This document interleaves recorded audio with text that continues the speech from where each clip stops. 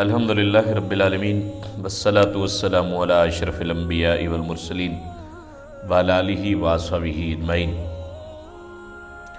حضرت ابو ہریرہ رضی اللہ تعالی عنہ بیان کرتے ہیں، ایک دیہاتی عاقد عالم صلی اللہ علیہ وسلم کی خدمت اقدس میں حاضر ہوا اور آ کے عرض کی کہ یا رسول اللہ، مجھے کوئی ایسا عمل ارشاد فرمائیں اگر میں وہ کام کروں تو جنت میں چلا جاؤں۔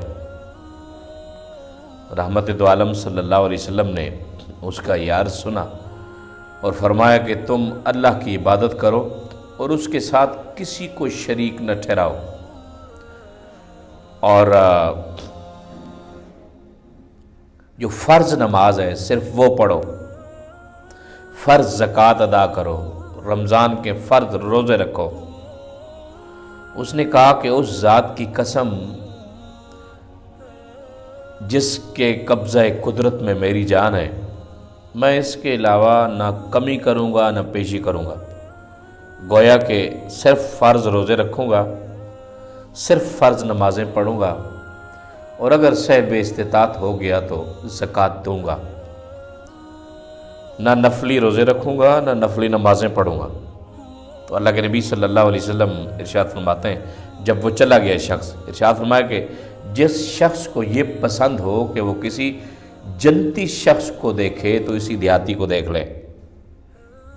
میرے بھائی ہو، جنت کو آسان کریں۔ جو بندہ فرائض کے اوپر پورا اتر رہا ہوتا ہے، جو اللہ تعالیٰ نے احکام اس کے لیے لازم کیے اور وہ ان احکام کے اوپر پورا اترتا ہے، وہ فرائض سارے پورے کر رہا ہوتا ہے، اللہ کے ساتھ کسی کو شریک نہیں ٹھہراتا، عاقد عالم صلی اللہ علیہ وسلم کو آخری پیغمبر مانتا ہے، 5 نمازیں پڑھتا ہے، زکوٰۃ ادا کرتا ہے اگر صاحب نصاب ہے، اور رمضان کے روزے رکھتا ہے، تو حضور نبی کریم صلی اللہ علیہ وسلم اس کو گارنٹی دیتے ہیں کہ وہ جنت میں جائے گا۔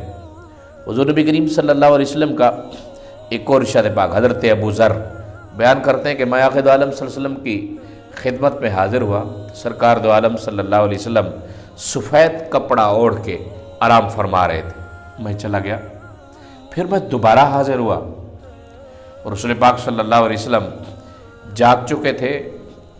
جاگتے ہی سرکار دو عالم صلی اللہ علیہ وسلم نے مجھے دیکھ کے ارشاد فرمایا کہ جس شخص نے یہ اقرار کیا کہ اللہ وحدہ لا شریک ہے، اس کے علاوہ کوئی عبادت کے لائق نہیں، اور اسی پر فوت ہوا تو وہ جنت میں داخل ہوگا۔ تو حضرت ابو ذر عرض کرتے ہیں کہ یا رسول اللہ، اگر وہ زنا کرتا ہو یا وہ چوریاں کرتا ہو؟ تو عاقد عالم صلی اللہ علیہ وسلم نے پھر ارشاد فرمایا، اگرچہ زنا کرتا ہو اور چوریاں کرتا ہو۔ 3 بار یہ ارشاد فرمایا۔ جب جناب ابو ذر رضی اللہ تعالیٰ عنہ یہ بیان کر رہا، سرکار صلی اللہ علیہ وسلم نے ارشاد فرمایا کہ اگرچہ ناگوار گزرے ابو ذر کو، پھر بھی یہ جنت میں جائے گا۔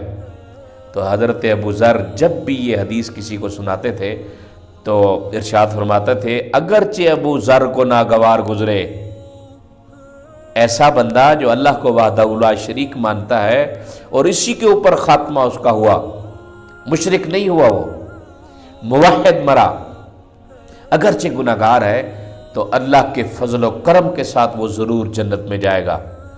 میرے دوستو، اللہ کو راضی کرنے کے لیے کسی ایسی چیز کی نہیں ضرورت۔ اللہ تو 70 ماؤں سے زیادہ پیار کرتا ہے۔